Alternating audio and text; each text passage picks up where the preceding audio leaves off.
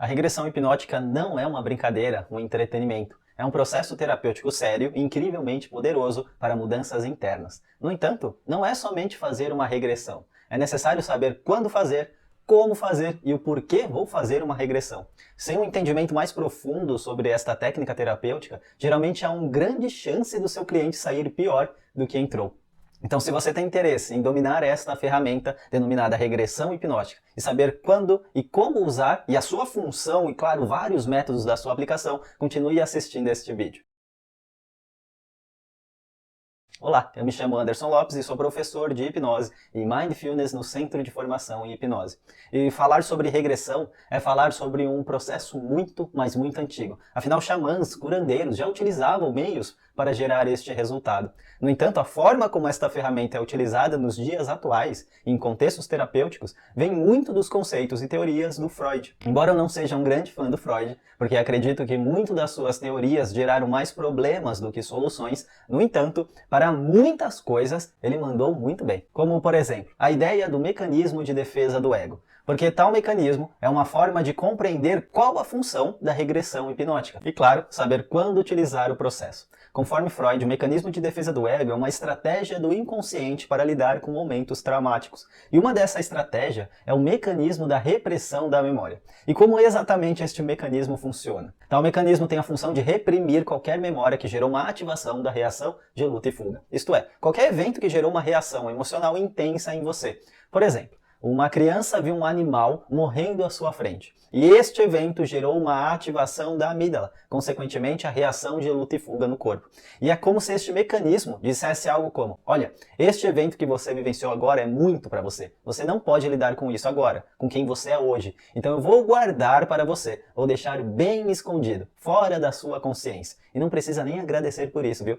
Mas entenda que esse mecanismo, conforme Freud, não apaga a memória, não joga ela fora. E poxa, seria fantástico, não é mesmo? Imagina, se você tivesse um mecanismo que de forma totalmente automática e inconsciente eliminasse rapidamente qualquer memória que fosse codificada como traumática. Não seria incrível? Mas não é assim que funciona. O que ocorre é que o mecanismo da repressão da memória simplesmente reprime e esconde a memória. E por mais que ela esteja escondida fora da sua consciência, o seu cérebro codificou, criou ligações referentes a tal memória. E essa repressão, Freud observou que gera sintomas. Por exemplo, uma pessoa que tornou do nada surda, ou sempre que chega em certo momento da sua vida se auto-sabota, sintomas fisiológicos visíveis. E aí que entra a função da técnica regressão, desbloquear memórias reprimidas pelo mecanismo da repressão da memória. Então perceba que a regressão gera uma libertação de um trauma que foi codificado pelo cérebro. E portanto, a regressão deve ser sempre utilizada em contextos terapêuticos por um terapeuta profissional, que vai saber lidar com aquele evento traumático. Eu digo isso porque eu já vi várias pessoas fazendo regressões na rua, em contextos de entretenimento, resultando em reações e obviamente não sabendo lidar com tal resultado, não gerando uma dessensibilização, um reenquadramento. E quando isso ocorre, aquele evento traumático passa a se tornar mais ativo na vida do participante. Ah, Anderson, mas pode ser que não ocorra nenhuma abreação. Sim, até pode. Mas se você vai fazer uma regressão, você precisa saber como lidar com eventos traumáticos. Porque há uma grande chance de uma memória reprimida ser ativada. Então, se você não sabe, não tem prática terapêutica ou tem dúvida, não faça. E agora que você já sabe a função da regressão terapêutica, que é desbloquear memórias traumáticas que foram reprimidas pelo mecanismo inconsciente de repressão da memória, vou responder 3 perguntas. Quando devo utilizar regressão? Quando não devo utilizar regressão? E terapeuticamente falando, qual a melhor técnica de regressão para utilizar com o meu cliente? Então vamos lá. Quando devo utilizar regressão? Esta é uma dúvida muito comum e com uma resposta extremamente simples. Você utiliza a regressão quando o cliente pede uma regressão. Eu vou elaborar melhor. Olha, Anderson, quando eu era criança, meu pai disse que eu nunca teria sucesso na vida. E eu sei que o que ele disse lá naquele momento está afetando a minha vida agora. Sempre que eu chego próximo do sucesso, eu me auto-saboto. E eu respondo, perfeito. E eu tenho uma ferramenta fantástica para conduzir você até aquele momento, para que você faça o que é necessário para mudar. Então veja que nesse exemplo, o sistema de crença do cliente, isto é, o que ele acredita que é o problema, onde está o problema, está no passado. Então nesse caso você sempre se alia ao sistema de crença do cliente. E muitos clientes acreditam que o seu problema está lá no passado, em algum acontecimento específico. O cliente já te mostrou o X no mapa para resolver o problema dele. Nesse caso, o cliente tem um ECI, porque ele acredita que todo o seu problema foi iniciado naquele evento específico da vida dele.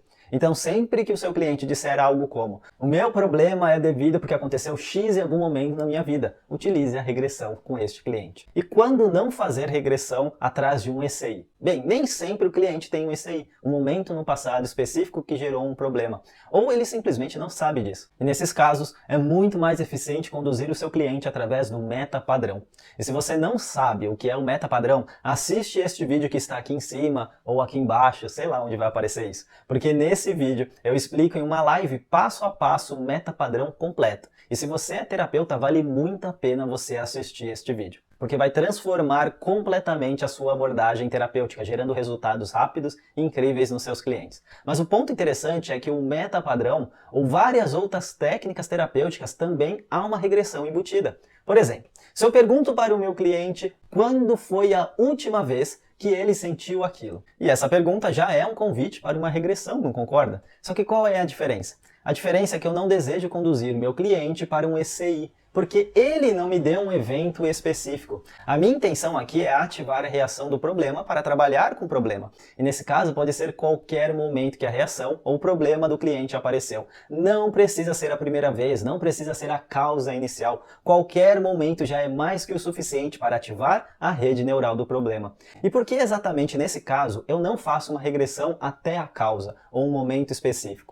Porque precisamos levar em consideração a reconsolidação da memória. E o que exatamente isso significa? Significa que a memória não guarda, ela não é codificada pelo cérebro exatamente e detalhadamente como aconteceu. Lembramos de uma memória e de outras não, devido à ativação da reação de luta e fuga de cada evento. Se uma memória gerou uma forte reação, esta memória estará mais ativada. Simples assim. Mas o ponto mais importante é que você vai ter apenas fragmentos desta memória. E quanto mais você tentar lembrar deste evento, mais você vai reconstruir os detalhes, as informações desta memória. Por exemplo, talvez você sofreu um acidente de carro quando era criança. Hoje adulto, você sabe que sofreu um acidente quando criança, porque este evento ativou uma reação de luta e fuga. Mas quando você lembra dessa memória, talvez você acredita que foi um carro grande, provavelmente uma picape. Você lembra que era um carro vermelho, mas na verdade seu pai nunca teve uma picape. Mas como a sua perspectiva naquele tempo era de um carro grande, você inclui esses detalhes, reconstrói a cena do evento. E cada vez que você se recorda, mais você recria com quem você é hoje, com seus novos valores, conceitos, teorias, novos aprendizados e experiência. Há uma ideia antiga que se você lembrasse de uma memória, você ativaria apenas a rede neural daquela memória. Mas isso não acontece. O que acontece é que você ativa outras redes neurais associadas àquela memória. E por isso você inclui detalhes de outras memórias, novas informações, porque há outras redes ligadas ao mesmo tempo. Porque obviamente há outras funções inconscientes que são ativadas no processo de se recordar. E qual o perigo disso tudo? Ou melhor, qual o perigo de fazer uma regressão até uma causa, sem o cliente pedir isso? Devido à reconsolidação da memória, criar memórias falsas. Aliás, há um grande desserviço por causa disso. Muitos terapeutas estão criando memórias falsas em seus clientes. Como por exemplo, o cliente sai da sessão terapêutica acreditando que foi abusado quando criança, mas na verdade isso não ocorreu. O cliente sai acreditando que o problema foi porque o pai dele bateu nele em um certo contexto. Mas isso também não ocorreu. Eu já observei isso ocorrendo pessoalmente com um terapeuta. O cliente chegou até ele para perdoar a ausência do pai em sua vida. O terapeuta conduziu o cliente para uma regressão onde ele vivenciou um momento que quando ele tinha 12 anos de idade, o pai bateu em sua mãe, deixando-a quase morta no chão. Ele, criança, ligou para a ambulância, enquanto que o pai foi embora para sempre. Tal evento foi contado pelo cliente de forma extremamente detalhada. Só que no dia seguinte, quando o cliente foi perguntar para a mãe dele por que ela nunca contou isso para ele, porque ele não lembrava mais. A mãe dele disse que o seu pai tinha ido embora aos 4 anos e nunca tinha encostado a mão nela. Então, um dos grandes problemas em utilizar regressão, quando no sistema de crenças do cliente não há um evento causador, é a criação de falsas memórias. E a última pergunta: qual técnica de regressão é mais eficiente na terapia? Há 3 métodos para utilizar a regressão: Pinpoint, Affected Bridge e regressão regressão a vidas passadas. A técnica Pinpoint é conduzir o cliente para momentos específicos da vida dele, como por exemplo, quando ele tinha 18 anos, 17, 16. No entanto, na perspectiva terapêutica, essa técnica não é tão eficiente. Já na terapia, utilizamos a técnica Affected Bridge, ou ponte para emoção, ou ponte do afeto, e que consiste em eliciar uma emoção, isto é, o cliente diz que tem medo quando veja um cachorro. Então você conduz o cliente a ativar essa reação em seu corpo. E assim que a reação surgir no corpo do cliente, você utiliza essa emoção presente para guiar o cliente em um momento importante que essa emoção esteve presente. E sentindo isso, quando foi a primeira vez que você sentiu dessa forma? Afinal, memória com emoções parecidas são ativadas. E quando o cliente informa um evento, posso investigar e perguntar algo como: existe alguma memória ainda mais antiga que essa associada a essa emoção? E por mais que o conteúdo da memória possa ser falso, o que importa realmente é a ativação da emoção e, consequentemente, a dessensibilização, reenquadramento, reeducação. Portanto, a técnica Affected Bridge é sempre a mais eficiente na terapia. E também ocorrerá clientes que acreditam que o seu problema está em uma vida passada. E nesse caso, sempre se alie ao sistema de crença do cliente. Ora, se o seu problema está em uma vida passada, então eu tenho a ferramenta perfeita para levar você até lá. E existem diversas formas para conduzir o cliente, como por exemplo, sugestionar para o cliente imaginar-se atravessando um túnel, e que a cada vez que você conta, você se aproxima para a saída do túnel. E a saída é o momento de uma vida passada do cliente. Outro método é através de um espelho. Quando o cliente atravessar o espelho, o mesmo estará vivenciando uma vida passada. No entanto, particularmente eu prefiro utilizar contextos e respostas naturais. Por exemplo, quem atravessa um espelho e vai para um outro lugar? Só em filme, não é mesmo? Então, qual é o contexto natural que ocorre uma regressão no dia a dia? Quando olhamos fotos de momentos passados, álbum de fotos, por exemplo, ou a galeria do celular. Mas eu prefiro utilizar um álbum de fotos por ser mais antigo e amplificar o resultado que espero obter.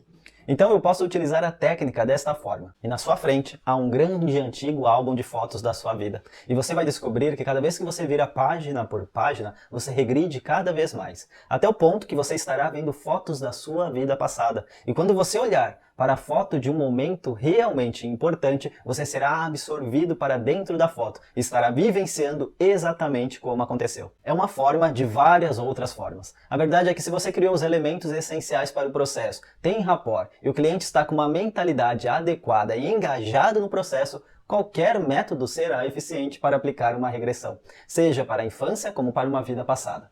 E para finalizar, uma última pergunta. Anderson, eu não acredito em vidas passadas, acho uma grande baboseira. Devo fazer no meu cliente mesmo assim? Um ponto muito importante do trabalho terapêutico e da aplicação da hipnose é a congruência. Isto é, você está totalmente inteiro no processo, ter uma expectativa positiva da conquista do resultado do cliente. E se o seu cliente, em seu sistema de crença, diz que o problema está em uma vida passada, por que ir contra isso? Aliás, o cliente está simplesmente facilitando o seu trabalho, dizendo exatamente como resolver o problema. No entanto, se você não leva em consideração o mundo do cliente, as suas crenças e apenas vê a si mesmo, o melhor é você repassar o cliente para alguém que possa aceitar o cliente como ele é. Ou você pode simplesmente compreender que terapia é sobre o cliente e não sobre você, e conduzir o cliente para uma vida passada e simplesmente aproveitar esta experiência. O que de fato importa é a ativação do estado problema e a dessensibilização desse estado, aliado, claro, com uma nova conexão com mais recursos. E como isso será feito? Permita que o cliente faça da forma que ele achar melhor para ele mesmo.